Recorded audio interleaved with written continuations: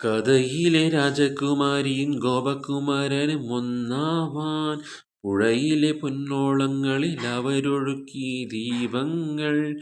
കരളിലെ മോഹം തളിരണിയാനായി അവരിരുപേരും താപം ചെയ്തു ഈ അമ്പലക്കൽപ്പടവിൽ. കഥയിലെ രാജകുമാരിയും ഗോപകുമാരനും ഒന്നാവാൻ.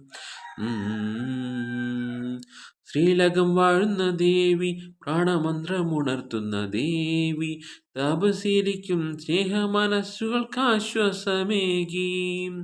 ഒഴുകുന്ന ദീപങ്ങൾ, തൊഴുകൈ നാളങ്ങൾ, അതു കണ്ട് കൈനീട്ടി തിരുവരമേകാനായി അനുരാഗരാവിൽ അലങ്കരിച്ചൊരു പൂന്തോണിയെത്തി. കഥയിലെ രാജകുമാരിയും ഗോപകുമാരനും ഒന്നാവാൻ പുഴയിലെ പൊന്നോളങ്ങളിൽ അവരൊഴുക്കി ദീപങ്ങൾ. ഓ